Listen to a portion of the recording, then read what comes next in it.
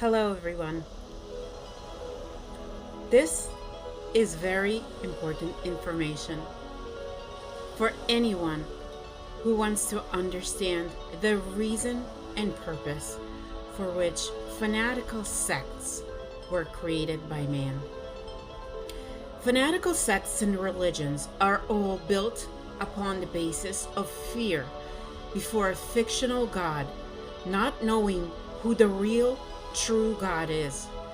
In all sects and religions, there is reverence or even worship of sacrifice that comes from emotional pain. Revenge, as a form of punishment for this, serves as the anchor leading to the concept of life, namely right and wrong, creating conflicts and wars. Real true safety and protection comes from living, breathing feelings of love for God's life and for His reality that can heal people from their physical and mental illness. To do this, they need to learn to communicate with their divine soul, as well as those who already learned to communicate with God, the Creator, or someone in His hierarchy. Why? Because the energy exchange with the divine hierarchy will help a person come to understand the knowledge of the law of the work of the psyche and thought in order to heal his soul, his psyche, and consciousness from all the multifaceted feelings of energy fear, emotional pain, and the code of lies from the ancestors. The code of lies from the ancestors dictates that fear is always present. Fear of getting sick, fear of going crazy, fear of loneliness, fear of public opinion, fear of losing God, fear of mental illness, and fear of losing oneself. These thoughts and feelings still live in the consciousness of mankind. Deep healing of this intellect of the mind, reason, and its creative ability is required. I, Sophia, want to ask, how can I show people that they obey the authorities and rulers, kneeling before them out of fear for being exposed in lies? I can answer this question. I, Sophia Orlovsky, live in the United States of America and do not conform to any religion, ruler, or authority founded on the basis of public opinion to appease the people of any nation, for these boundaries are set by our ancestors to control lands, territories of families and children who are in a poor situation with the intent of depriving another person's freedom to please the rulers of these lands. When these boundaries were crossed, they take on new meaning: deprivation of another person's well-being without taking responsibility for their fate. Life. Humanity does not know how to live without borders. This means that removing all borders for everyone will inevitably lead to an increase of a crime, deadly resentment against God for creating such a wrong faith in life. The lack of love in humanity has brought this truth into existence, a reality that no one could have imagined. Yet, life on this earth is governed by the higher consciousness God and his divine hierarchy, who never die or disappear, but only live in harmony with their feelings and thoughts of their divine soul. This applies to the life of any person, because God divided his divine soul of life into the human organism, and every person on earth should know this.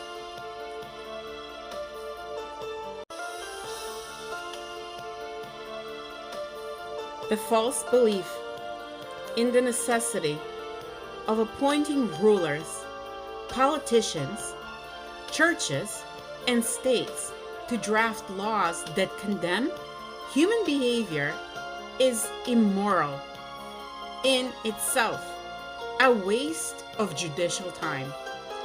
Such frivolous actions merely reflect a meaningless, hollow application of the law, which claims to uphold justice.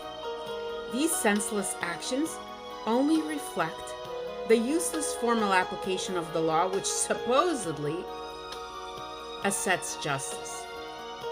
Instead, they ignite people's feelings of regret, resentment, and revenge for people's suffering. To change a life filled with negativity and illness, each person must begin to understand their feelings and thoughts as the most real energy. It is important to recognize that feelings are the primary source of thoughts, which then manifest in actions. It is also crucial for a person to realize that there is knowledge received from the higher consciousness God about the laws of the work of the psyche and thought. Through this knowledge, every human soul can free itself from the feelings of energy fear. Thanks to these divine laws, a person experiences for the first time a feeling of love for life, the feeling of God, the Father, which God and his hierarchy live through without pain and fear. These feelings are bright, loving, vibrantly pure, independent, and self-sufficient.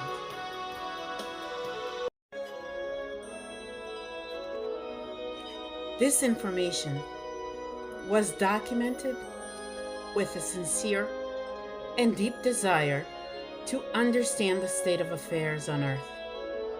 It brought me great understanding as it revealed the answers to many questions: the origin of crime, borders, politics, religions, sects, and finally, pulling together, in my understanding, the construction of these systems from an internal and an external manifestation.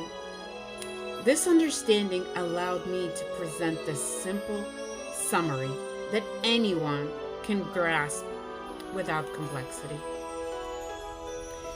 I asked a question to the higher consciousness God by the name of Ariel. How do you fight crime in America?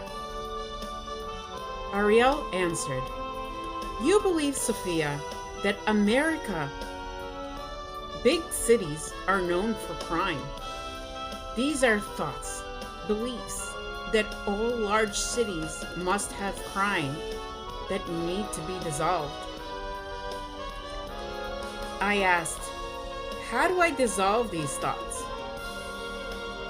Ariel answered, "Do this mental exercise. I allow a living positive thought inside of me, disconnecting myself from all feelings and thoughts that support external beliefs that there is a threat to my life. These feelings and thoughts originate from the belief in death and disappearance and are not my life not my soul, not my true feelings and thoughts. My life exists always in the reality of God's love for life, without boundaries, fear, or death.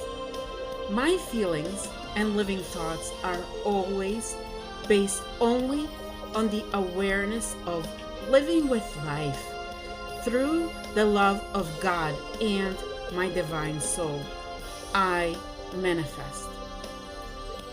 I am sending a thought that I had just forgotten, the living, positive, desired thought. I manifest.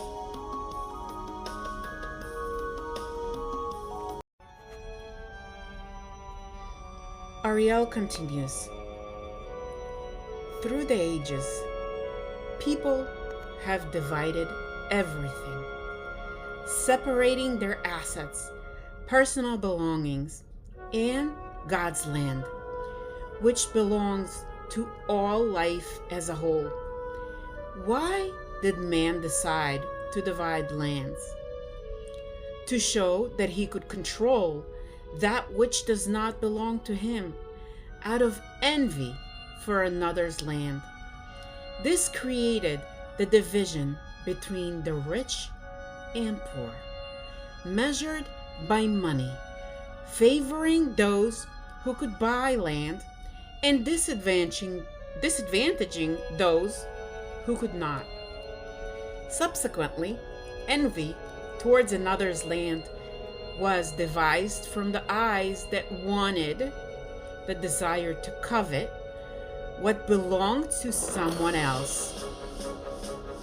Over time, a division between humans emerged, with wealth and poverty defined by the ability to control land and money as power. As man began to divide lands and assets, his happiness was measured with material possession. A new feeling of desire took root, a drive to take control of other lands. This motive led to war and death in pursuit to conquest, in a relentless quest to dominate. Thank you for watching this interesting video, for allowing me to share my thoughts, my understanding, my feelings in pulling everything that is happening today in the world, to express my love for life with great understanding for all of humanity. Please remember to share, subscribe, like the information that you watch, and comment. With great love for life, thank you, as always, Sophia Orlowski.